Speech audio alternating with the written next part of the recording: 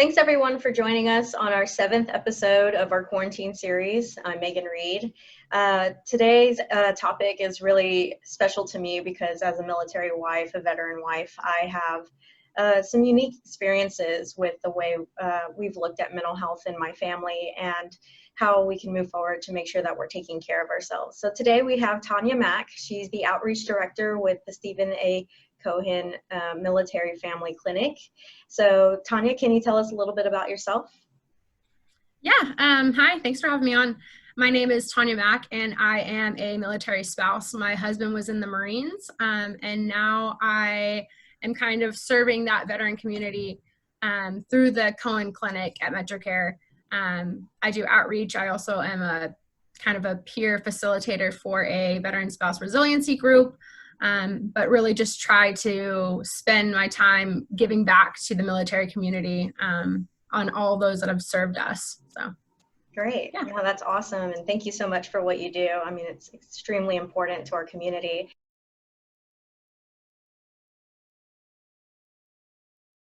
So, just kind of touching on the topic. So what does mental health look like for military and veteran families? Like, what are their challenges?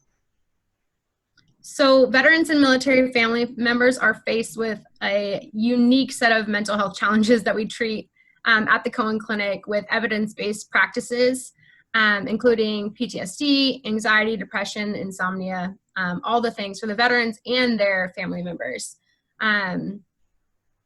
We provide individual, group counseling, family therapy for post 9/11 veterans and their families, regardless of their disability status or anything like that. The mental health stigma could cause many veterans and their family members to be hesitant in getting treatment. And especially right now that everyone is stuck at home, kind of in a little bubble in their houses, sheltering in place kind of thing. We are still able to serve these families. I think a lot of people are actually realizing that they probably are needing more help at this time because of the stresses that are happening. Our team works super hard on kind of breaking down those barriers to getting care. And very quickly, we were able to get all of our clients and then all the new clients coming over into telehealth, so which like video therapy. So. Okay, great. Yeah, and the telehealth has allowed, I would say, an increase of access for families, just because taking that first step to go into the clinic can, cause a lot of anxiety within itself. So maybe having access to your phone or maybe like through your laptop to connect with counselors or support groups, definitely can be a great first step.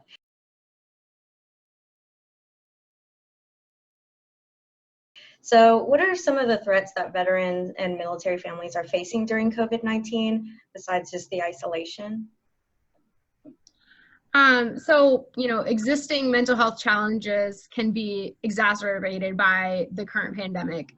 It's important that people more so now than ever are seeking mental health therapy. Just, those things of just being at home and then all the stresses of the family dynamic changing and kind of the unknown can really make things a lot harder. The Cohen Veterans Network actually recently released the America's Mental Health COVID-19 Pulse Study, which looked at the mental health of Americans during the pandemic, which with more than 90% of the US population under some sort of stay-at-home order or social distancing in place until at least April 30th, which people have already been kind of stuck in their home. So it seems like super far away. The situation is really beginning to impact the mental health of so many Americans. The survey of over more than 2,000 US adults offered a comprehensive snapshot of the mindset of Americans surrounding mental health during this time. So some of it that I'll just kind of read off some of the things that it included. 70% of Americans are concerned about their physical health, while 58% are concerned with their mental health because of the social distancing. Wow. Yeah, it's pretty crazy that that's a high percentage, almost 60%. 2/3 or 64% report feeling anxious, half sight feeling lonely and isolated, and having trouble sleeping as a result of the pandemic. A lot of veterans are alone. They live alone. So not being able to go out and meet with the people that they typically see can be so isolating. I mean, even being in a home with people, it can be isolating. Mm-hmm. So for those that are, living alone, it can be really, really tough. 8 in 10 think that the pandemic will have a negative impact on the mental health of Americans. And then 9 in 10 think it's more important for Americans to have access to mental health care as a result of this.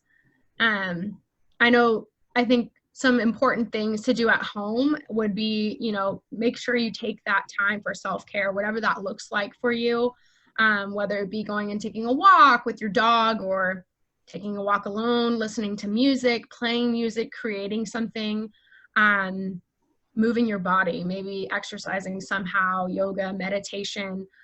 So many organizations and like businesses are offering different apps and ways to be able to, calm yourself or release some of that anxiety. There's also been a lot of peer groups. I know that Mental Health America has peer groups. Cohen has peer groups. Military Veteran Peer Network does. The Veteran Spouse Resiliency Group does. So trying to find whatever that outlet is for you is super important right now. Right. And I mean, I totally agree that, at just hearing that information, it just makes me feel like, and want to tell people, like, you're not alone in feeling, isolated and feeling uncomfortable, and, the rise in anxiety or possibly any sadness that comes with that.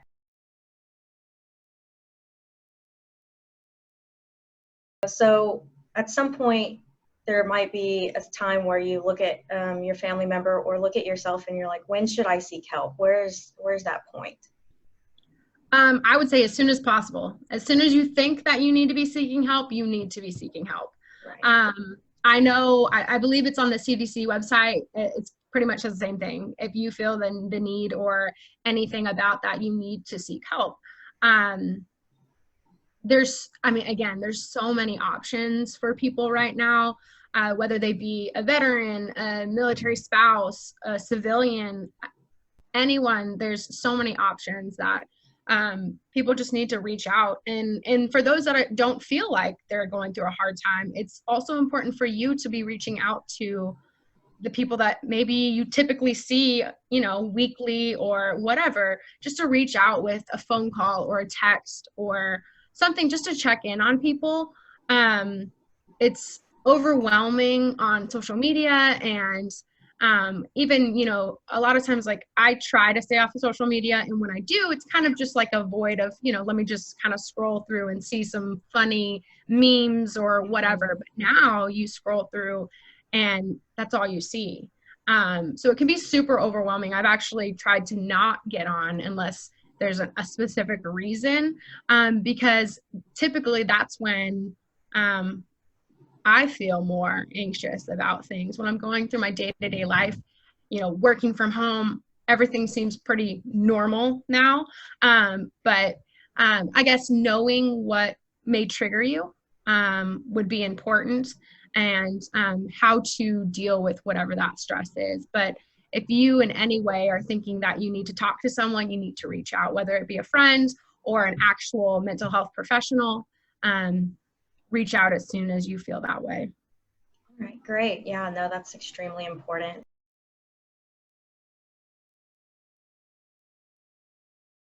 You mentioned the Stephen A. Cohen Military Family Clinic, where you work at. And so as a resource, what other resources are there for the military families?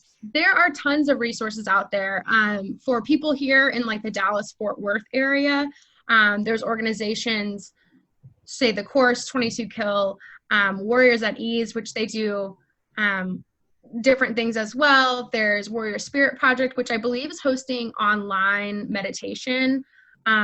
There's many resources like that for veteran specific, but things like Calm, the Calm app, Headspace. I mean, even Peloton has like a meditation on there with, and you know, I think some of them are calming the mind, anxiety, stress. They even have things for the whole family, so it kind of makes it more kid friendly, because there are people that can't just go away. You might have a 2-year-old in the room that you can't just, you know, sit. I guess you could give the kid an iPad, but even all the things, you know, so they do the thing. There are things out there so that you can include your family if you can't get away.